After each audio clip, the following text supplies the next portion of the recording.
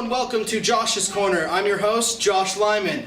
We're gonna start off real quick here. We're gonna bring in our first guest, Thomas Bartholetti. He's from the organization Fathers Against Guns. How are you doing today? Doing well, sir. How are you? All right. Well, let's just jump right into this. Well, obviously we know you're against guns. What are your views on extended mags, and how do they affect the gun control debate?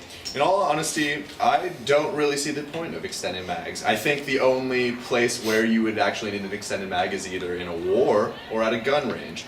And if you're outside of that, I really don't think I think they're completely You don't think they're necessary? Why I can't tell you if I agree or not, because I'm a third party here. Stay neutral. I'm going to try and stay neutral, because this isn't Fox News.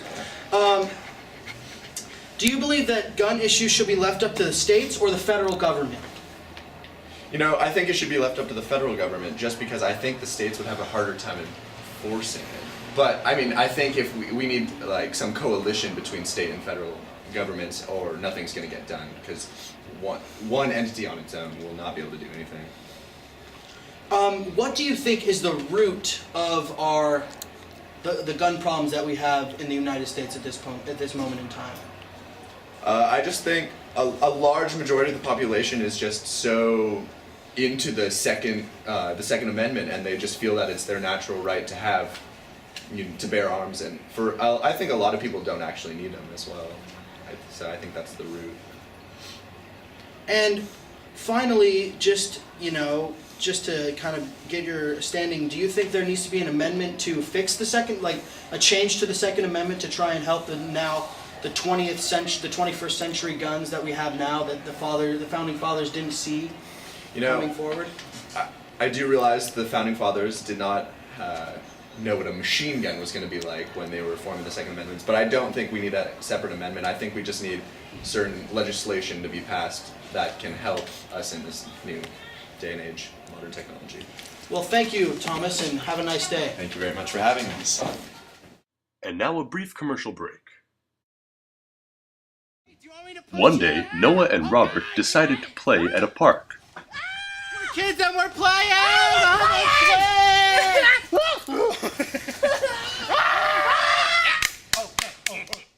When a strange man walked into the park. Hey,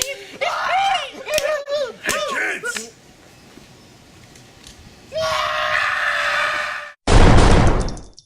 The weapon this man was carrying is legal under current legislation.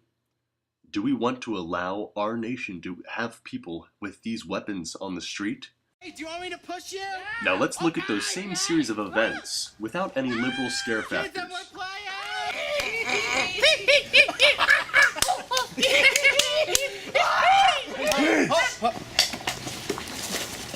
Oh no.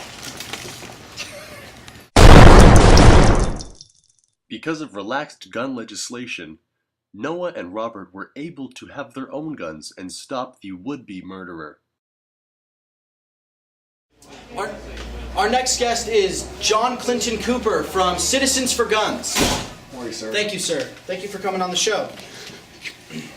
So, we're gonna just kind of start off, with a question about statistics and guns. What do you think are the most valid and most overrated gun statistics out there?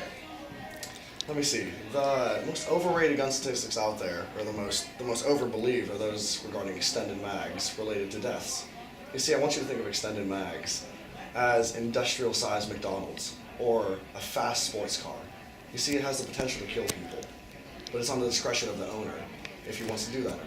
Did you know that there are more car-related deaths in the United States than there are gun deaths every day, as well as deaths related to obesity? See, the statistics revolving around extended mags related to their deaths are way exaggerated and overbearing. All right, so we're gonna go to the rights of the people in our society, and that's the Second Amendment, of course. And do you think that we need to we should restrict them or not restrict them, and the lack of those rights or the presence of those rights in our society today? I believe that the gun should be regulated to a degree relative to our contemporary day and age. But the founders did not intend for there to be machine guns, as a former person said. But at the same time, I think it's a little overbearing that they take away extended mags and other utilities and accessories related to guns. It's against our constitutional rights. Okay. And in light of recent events that have happened in our nation, what do you think would be the best measure to try and stop incidents from that ever happening again? Because they're tragedies to our nation, and we hope to never experience that again. I think the most plausible way to prevent these incidents from happening is installing background checks, and that seems like the only real viable way to actually prevent gun violence. I think that the situation that just happened, it was the movement was predicated off something completely unrelated to it. You know, the magazine problem, you know, the extended mag problem, the handle problem. None of that was involved in the recent shootings, and so why would we predicate a movement off of something completely irrelevant to it? So. And I'm going to end with the question that I've asked all of our guests. Basically, is states or federal government? Who should be regulating it? How should they be regulated? There's a notion of federalism that has persisted, you know, throughout the years of our country, and I think that it should be withheld and, held up and preserved. I think that the government should not, take liberty to overreach in our constitutional amendments and, delve into that kind of stuff. I think that there should be a fine line between state control and government control, and that's soon to be uncovered. What's going to happen with that? So. Thank you, John Clinton. You're a fine fellow. Oh, thank you, It's great sir. to see you. Thank you. And now a brief commercial break. And now a message from Fathers Against Guns. Guns don't kill people. Guns with more than 10 rounds in them kill people. Pistol grips? Really? Wait, is a grenade launcher a thing? Barack Obama doesn't have a gun. It just pains me to know that the more guns we have, the less food stamps we can pass out. I confiscated this from a 12-year-old. Do you think they need this? It has been scientifically proven that lead bullets are killing the animals. Did you know our high unemployment rate is caused by guns? Fun fact, 30 people are killed every day from a gun. Live with that. 283 million Americans own guns. How many of them do you think actually need them? It's illegal to have a loaded firearm in a vehicle. Wow. I don't think conservatives follow that law. Probably not.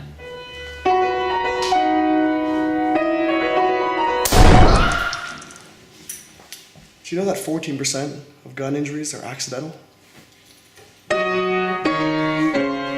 Wow. Did you know that 6% of gun wounds are self-inflicted because of misuse? Talk to your congressman about tighter gun legislation. Our next guest is going to be Clayton Herman, and he's a leading Democrat and a gun enthusiast. I would kind of describe you as a gun enthusiast. Very much so. So we're going to jump right in because I know that you're very influential in gun regulation. How do you think gun regulation either directly affects or inversely directs gun violence in most cities? See, now the debate has become whether or not guns should be restricted on the personal level at homes. And if you look at cities such as Chicago, which has the most gun restrictions in the state and in the country, they have the highest crime rates. And as you look in the past, as gun restriction increases, so does the crime rate. So is that why Texas has very low gun violence? Would you directly state that is why they have low gun violence? I think it's a big portion or a big reason as to why. I mean, walking around the streets, people are allowed to carry guns with, of course, permits. But yeah, that kind of makes people second guess themselves of whether or not they can take advantage of certain people. Yeah, I don't really know if I agree with that, as I stated before.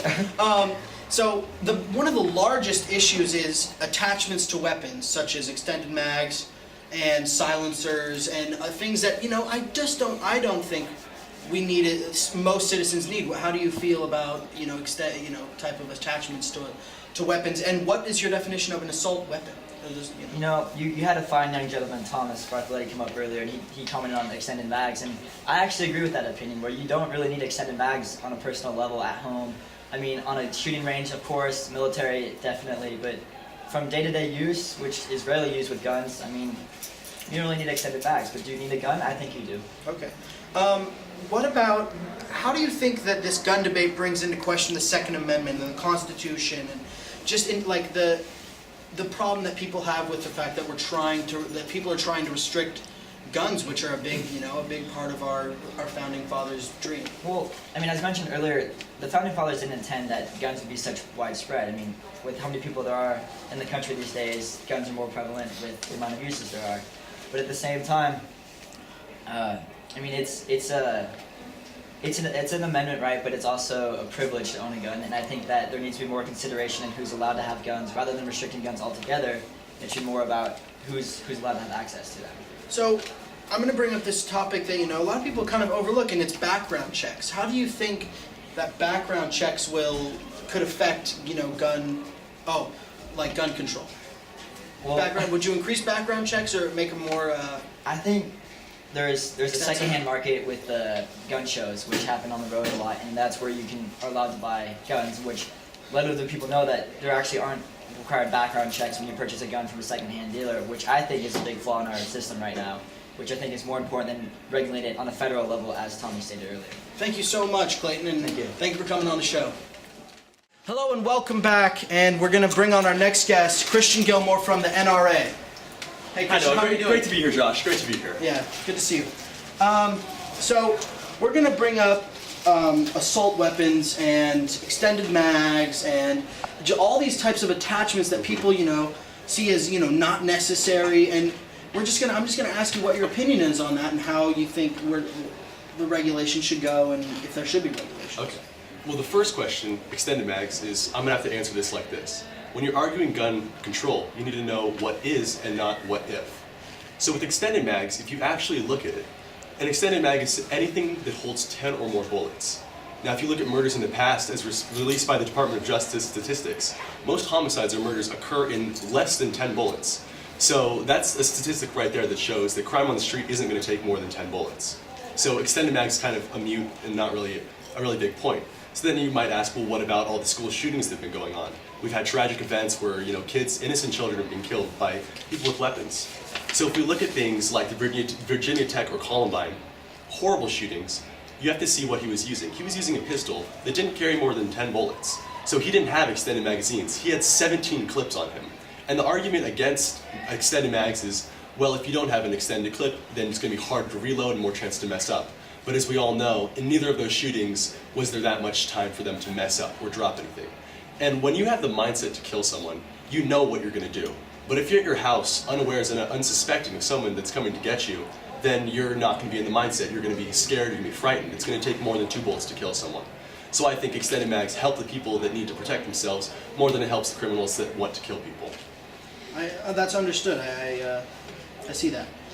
We're gonna bring up constitutionality of gun restrictions. I mean, you're from the NRA, so you definitely have the idea that it's definitely not constitutional to restrict guns. And why do you view that way? Well, the way I view it is obviously the Constitution. We can't follow that to the T, cross the T's and dotted I's. It needs to change with time. But as it comes to the Second Amendment, if you look at the whole Bill of Rights and the whole Constitution, it's not designed to restrict the citizen. It's designed to restrict the federal government. So the Second Amendment is there to restrict the federal government. If we give citizens guns, it makes the federal government not be so massive and ominous and push against our rights. Now, obviously, with guns, you don't want kids to have nukes, and you don't want people to have automatic weapons. But most of these things it's going to be economic means that will stop you from buying it, because you can't afford a nuke, you can't afford a tank. But then the stuff like automatic weapons, obviously I don't think should be supported. But I feel like we need to preserve our Second Amendment rights because it's necessary for us to protect against our government. Well, and the final question is, states or federal government? I mean, most likely you're kind of against large government, but so just in your opinion, states or federal government? Well, as a conservative, I'd have to lean more towards states because I feel that the federal government, because they're being restricted, this is kind of a punishment to them, not being able to control guns. They shouldn't have the opportunity to have a say in that. Because of the Second Amendment, it's designed to restrict the federal government from infringing on that, so we shouldn't give the power to the federal government to take away our Second Amendment. Thank you, Christian, and it was a pleasure having you on the show. Thank you.